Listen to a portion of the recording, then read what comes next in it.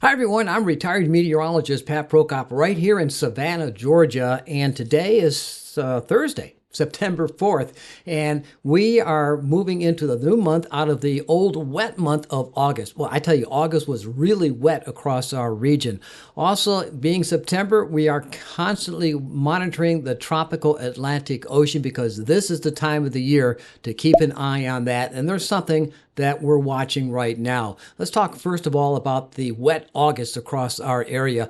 And at the National Weather Service office, not the office, but the rain gauge over at the Savannah International Airport for the month of August, 11.79 inches of rain falling there.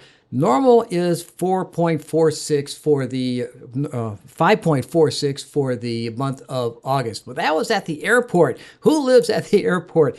I live on the south side of Savannah. It's a different story over there. Let's take a look at the rain gauges here at my location. And it's been a wet year, and August was extremely wet. As you can see there, 29 or 21.94 inches of rain. Let's say 22 inches of rain fell here. Normal in my location is right around 6 inches for the month of August. So yeah, August was an extremely wet month over here on the south side of Savannah, much of southeastern Georgia and southern South Carolina. All right, let's talk about the elephant in the room, and that is over here, the tropical weather.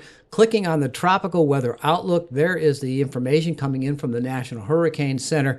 You know, we are approaching the core of the hurricane season, which is the middle portion of the month of September, and it lasts for several weeks from now until about the middle of October is when we really have to pay attention to the tropical Atlantic Ocean and the Caribbean Sea and over into the Gulf of America or Gulf of Mexico. You pick the name.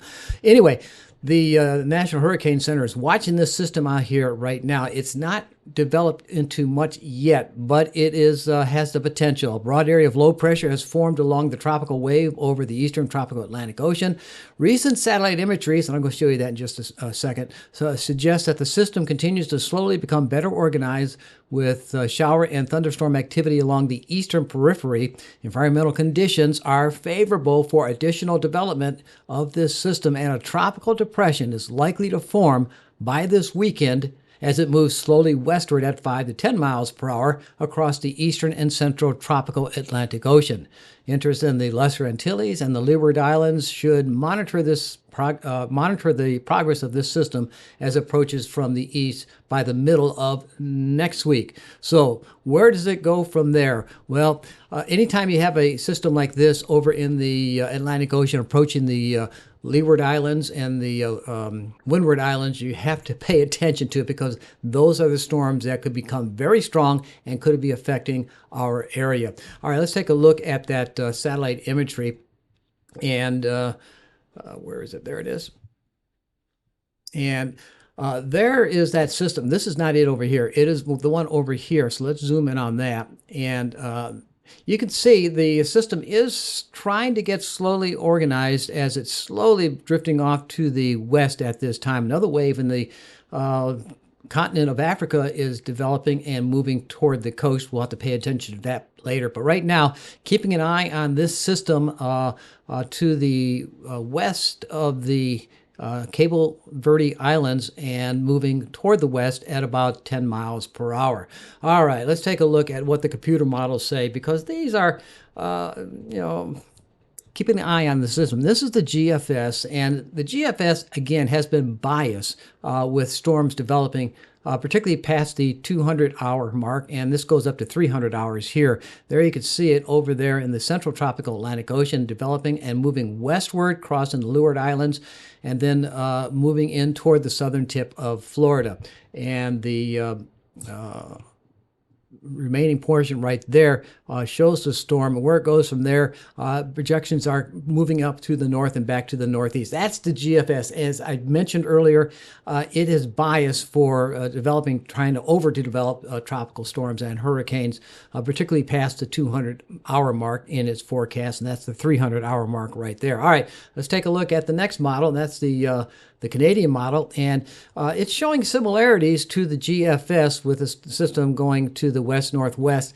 And this one only goes out to 240 hours, and there's the endpoint right there. A little bit further north than what the GFS has. Not by much, though, but it looks like it's going to be pushing off to the west-northwest. There's a blocking area of high pressure over here to the north. So as it tries to go to the north, this high is going to try to push it toward the east. We'll have to keep an eye on that. Well, what about the famous ECMWF, the European model, the European Center for Medium Range Weather Forecast? Well, let's take a look at that one.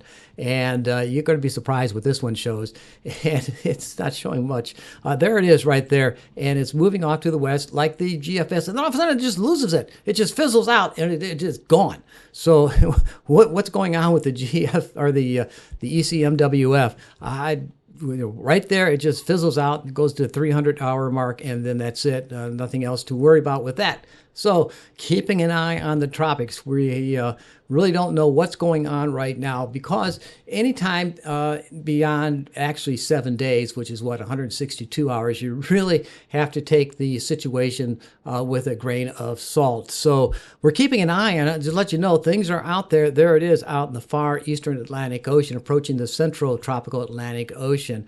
But going back to the my webpage, savannahpat.name, and looking at the homepage right there, and there it is right there, my weather discussion and tropical weather discussion, keeping an eye on that tropical wave. But for the next few days, it's going to remain dry. We've got the sunshine today. We're going to have another day on Friday of sunshine, mostly fair weather on Saturday, partly cloudy on Sunday. And then as we go into Monday and Tuesday, we're going to see the rain chances increasing to a moderate level, perhaps up to 40% probabilities of showers coming in Monday, Tuesday, and Wednesday. It's going to be a little bit on the warm side over the weekend with the temperatures in the lower 90s for Friday and Saturday and Sunday, then cooling down to the low to middle 80s for the beginning and middle portion of next week.